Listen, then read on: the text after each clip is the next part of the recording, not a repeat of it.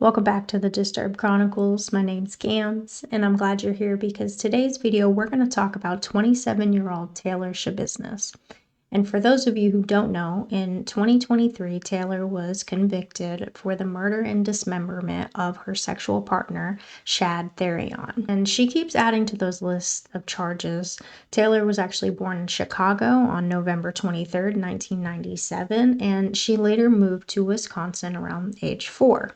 When Taylor was about 12 years old, unfortunately, her mother did die from alcoholism, and soon after, her brother AJ would die in a motorcycle accident. Throughout Taylor's life, she was diagnosed with various mental health disorders like PTSD and bipolar disorder. She was also diagnosed with ADHD and ADD when she was younger. Taylor did have a son and a marriage back in 2020. Her son is now living with his grandparents since the father, Warren Schabusiness, has been incarcerated for the distribution of methamphetamine. Taylor had previous trouble with law enforcement in June of 2021. She was on drugs and started walking around banging on people's doors in the area. When the police arrived, she showed them the track marks on her arms from previous injections. Then she almost walks into traffic, and of course the police try to stop Taylor from doing so. She then kicks at these police officers, gets inside of her car, and takes off while she's still under the influence. This results in the police having to chase her down, but she wouldn't stop, so they were forced to try to use the pit maneuver on Taylor. But somehow she avoided this, and the only reason she stopped was because she was cornered by police officers. Taylor was charged with battery of a law enforcement officer, resisting arrest, and fleeing or eluding the police. She also was charged with violation of probation and possession of paraphernalia. But she did about 3 months in jail following her guilty verdict, and she was released in January of 2022 on probation for the following 2 years. Taylor did have an ankle monitor and would violate her probation later by turning off the GPS locator on her ankle monitor. Taylor stated that she had a long-time connection with Shad Therion. She stated that they dated back in high school for a couple years and then remained close friends after they dated. Taylor referred to Shad as her buddy, but they were more than just buddies, if you know what I mean. Apparently, the couple engaged in erotic asphyxiation, which is where your partner chokes you during intercourse. So this is a sexual dynamic that they had, which kept them together because it is kind of a fetish to be into something like that. And both Shad and Taylor were using drugs while they were engaging in intercourse together. Shad was also from Wisconsin, and he was described as a loving, talented, kind-hearted man who was deeply connected with his family. Shad doesn't have a history of documented drug use, but it's said that he would engage in drug-fueled sex and risky behaviors. And around 9:30 p.m. on February 21st, Taylor picks up Shad from his mother's house in Green Bay, Wisconsin. Taylor and Shad went to an apartment with a friend and began doing several drugs together. Drugs like cannabis, methamphetamine, cocaine, and even injecting trazodone. Trazodone is a prescription antidepressant that is supposed to help regulate your serotonin levels and increase your mood. After a while of doing drugs at this apartment of a friend, they go back to Shad's mother's house in their basement, and that's when they engage in this erotic asphyxiation together. And they're still doing drugs while doing this, specifically methamphetamine. And Taylor began to choke Shad for about 5 minutes. Shad began to cough up blood, and Taylor didn't stop. And of course, Shad died from this. Shit. Oh, I don't know. There's this chain thing, right? And then, yeah, like I was playing around with it. Okay. and like we were smoking the bitch, right? And then I'm terrible at explaining things, so let's see here. Taylor apparently performed sexual acts on Shad's corpse after he had been dead for a while. She played with his body for several hours after his death. She used kitchen knives to dismember his body. Taylor put Shad's body parts in several different locations. She used plastic bags, totes.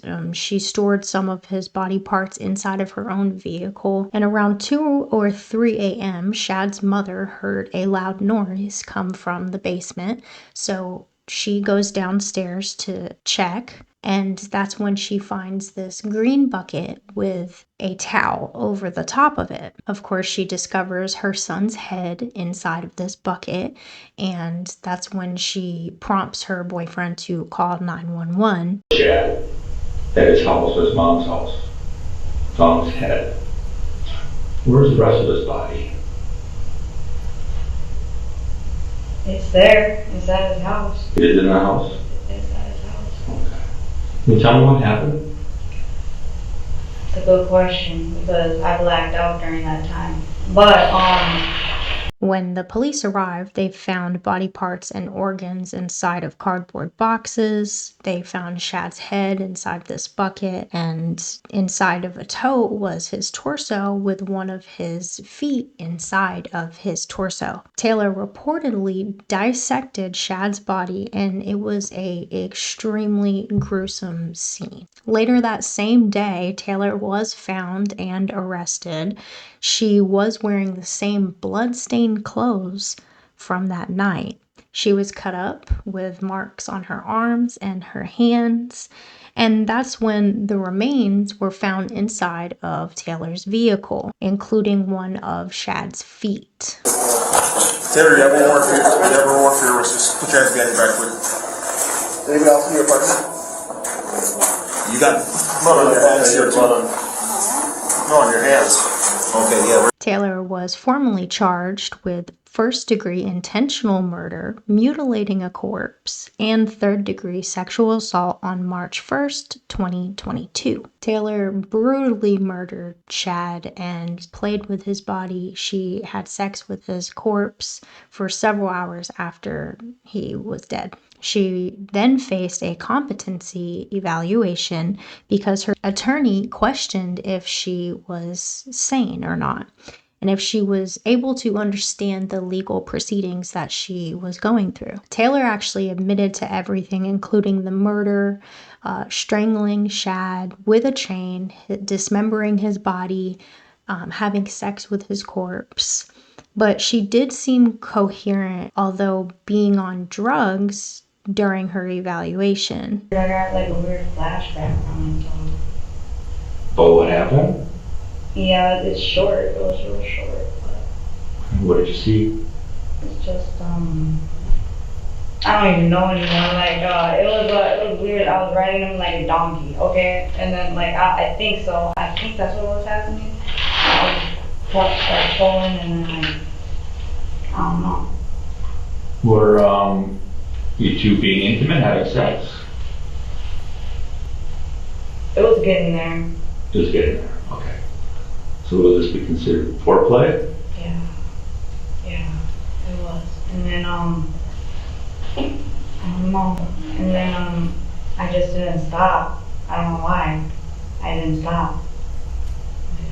Chad's cause of death was reported murder-homicide, and Chad had post-mortem mutilation. He was decapitated along with torso transection and flesh removal. And it's reported by the autopsy and toxicology reports that Chad had cocaine, marijuana, and methamphetamine inside of his system at the time of his death. And the bloodstains that were on Taylor's clothes when she was arrested were tested, and they came back positive for Shad's blood. Taylor's trial started on July 24th. 2023. It was a traditional 2-day trial where they had the guilty verdict and then they had the insanity claim. Taylor's defense psychologist stated that her behavior was very bizarre. She stated that Taylor was having hallucinations and she was acting very erratic, and she even was throwing things during her evaluations. The doctor also reported that Taylor had a fixation for Jeffrey Dahmer, but the state testimony said that Taylor seemed cooperative, responsive, and she was aware of all of the charges and penalties that she was facing. The doctor stated that she showed no signs of psychosis and she understood the proceedings, and the judge ruled Taylor competent enough to stand trial. The prosecution aimed to prove intentional and not accidental conduct, versus the defense tried to claim that it was an accident. They talked about how Taylor admitted to choking Shad for several minutes and she enjoyed it all the way up until he died. And the jury heard all of Taylor's statements from her admitting everything that she did. They also saw pictures from the crime scenes and body mapping. The defense argued that Taylor was intoxicated, and they also highlighted several of her mental disorders. But these claims were disproven because Taylor was actually cleaning up the crime scene and getting rid of blood in the basement after murdering Shad. And organized behavior isn't really something that a severely intoxicated person is capable of. Plus, Taylor has voluntarily admitted to murdering Chad, the post-mortem dismemberment, and they found his body parts inside of her vehicle. Also, the blood-stained clothes that were a match to Chad's blood. So the defense doesn't really have much of an argument at this point. This was actually a very short trial. The first couple days was them trying to prove Taylor guilty. And on July 26th, the jury deliberated for about 30 minutes and they came back with guilty on all charges. The very next day, on July 27th, was the insanity plea, and it actually got rejected. So from the time the jury was selected to the end of the insanity plea, this trial took about a week. Taylor was sentenced to life in prison without the possibility of parole per Wisconsin law. Time, given all the factors that I have to consider. It's the decision of this court and the judgment of the law that Ms. Schabusiness be sentenced as follows. As to in 22 CF 363, count 1, that's the first degree intentional homicide as a repeater. That's a Class A felony. Going to impose life imprisonment without the possibility of extended supervision. I believe that's appropriate in light of the findings that I've already made. As far as count 2, mutilation of a corpse as a repeater, a Class F felony, I'm going to adopt the recommendation of the pre-sentence investigation writer. That's not the end of it for Taylor, because on July 24th, the actual day the trial started for Taylor, she was in jail awaiting her trial, and she calls upon a nurse to come help her remove a staple that she has stuck in her arm. When the nurse tries to remove the staple from Taylor's arm with tweezers, Taylor then attacks the nurse, which a nearby sergeant security guard actually intervenes, and that's when Taylor picks up a metal chair and swings it at this guard's head. Luckily, the guard was okay, and he used pepper spray to subdue Taylor, and Taylor was later charged with battery by a prisoner and as a repeated offender. Her preliminary hearing for those charges started this year on April 4th, and Taylor was actually caught on camera attacking her attorney during her preliminary hearing.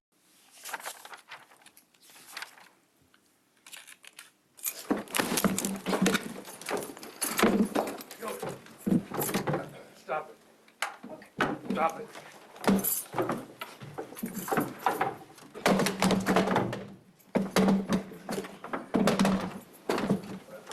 Rachel, call.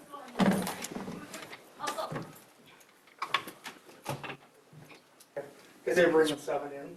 Or, yeah, let's just go to secondary. We'll stand by there. You can see that Taylor looks very agitated. She's laughing and smiling, and she even flicks off the camera during this hearing. The deputies end up attacking Taylor, and they continued the rest of her hearing on Zoom. Taylor has obviously proven herself to be a very violent person, and she's dangerous to anybody around her, even those who are going to help her, like her nurse or her attorney. You can actually see Taylor being wheeled out on a restraining chair now, and she's strapped down to this chair because she is a threat.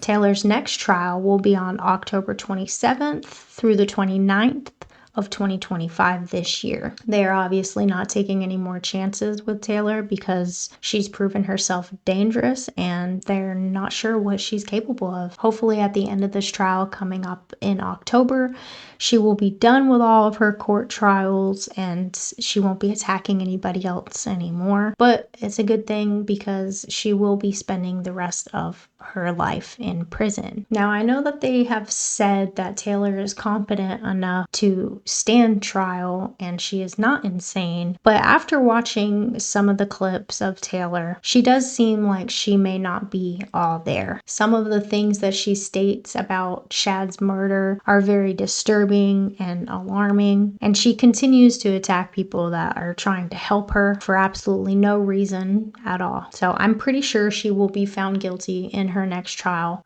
but at least we can say that we never have to worry about Taylor hurting anybody else ever again. So what do you guys think of this story? Make sure you drop a comment below and let me know. And if you liked this story, make sure you hit that like button and don't forget to subscribe to the channel. Turn on those notifications so you never miss a video. And hopefully I'll see you on the next disturbing video.